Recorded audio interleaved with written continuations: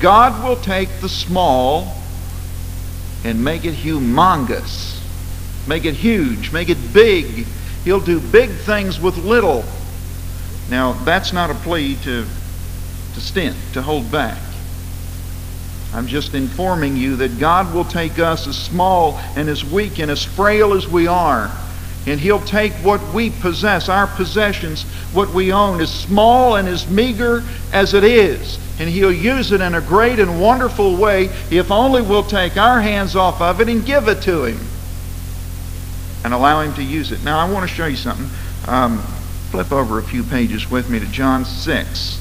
It's interesting, this is in Mark 6, we're going to flip over to John 6, and we have the same story. I want you to see just how meager of an offering this is.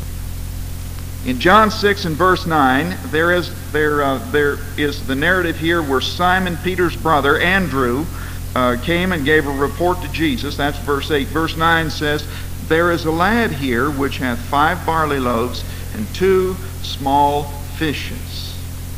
But what are they among so many?" Isn't that a perfect human response? What are they among so many? Well, Andrew didn't know what Jesus had in mind, what Jesus had prepared to do. Had he known what the Lord had prepared to do, he would not have questioned at all. But he did. Now, we know that he brought the lunch that this little boy had to Jesus, because we just read the account, what he did with it. But I have a hunch about Andrew, and I hope you'll permit me to dream a little bit and have it. But Andrew is a person that brings people to Jesus. Andrew brought his brother Simon Peter to Jesus and introduced him to the Lord way back there in the beginning when the Lord called His disciples. And here we know that Andrew is bringing the barley loaves and fishes to Jesus, but you know what I suspect? I don't think he grabbed that little brown bag out of that kid's hand and took it to Jesus. I think he took that little boy by the hand and he walked him over and introduced him to Jesus. And I'm sure there were some in the crowd who said, "Look at that, 5 little loaves of bread and 2 little fishes. What are they among so many?" And what's he have there? A little boy who's so small and frail and insignificant. Couldn't possibly be of much use. He's so insignificant. Just a little fella. A little kid. I'd like to tell you a story if I can do it without getting too misty-eyed. I hate the story. I can't tell it.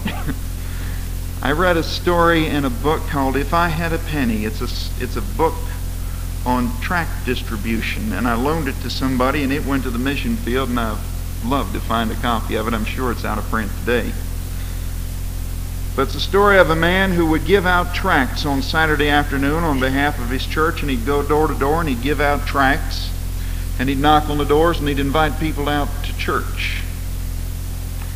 Once in a while his little boy would go with him.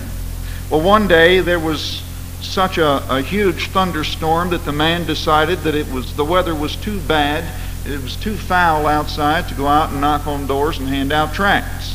So he decided he wouldn't go. But he had promised his son he could go with him.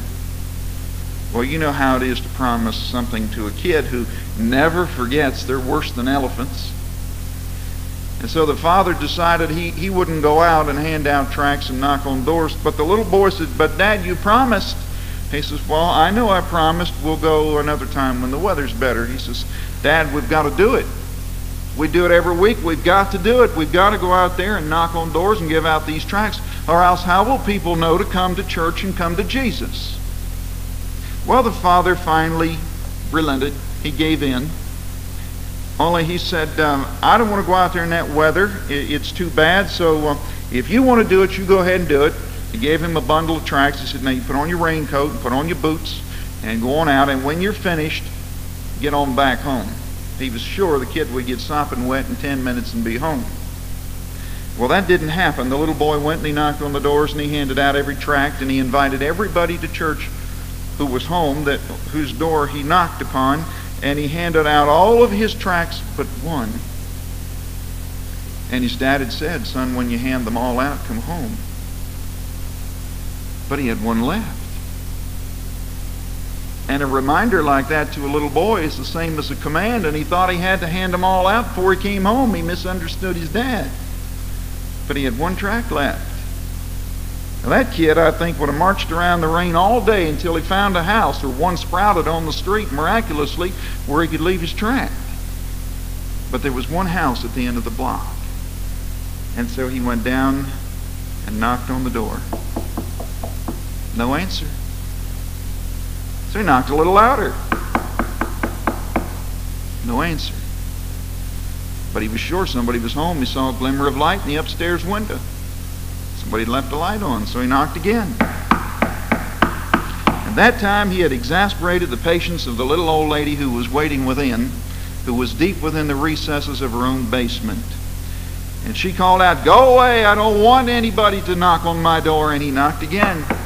And he said, "Lady, I have something to give you. I have to give it to you."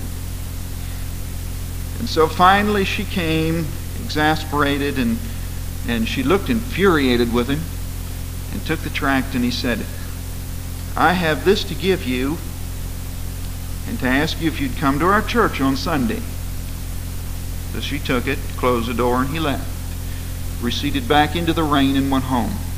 Sunday came. There was a testimony meeting in church, and people were standing and giving testimony of how the Lord had blessed. And way in the back of the center of the room there was an old lady, all by herself. And she stood and she said, "I'd like to give testimony of a little angel who knocked on the door and saved my life."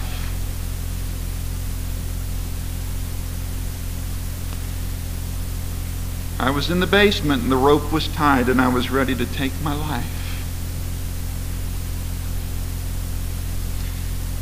But he's just a small boy, limited in his talents and his abilities. He's so insignificant.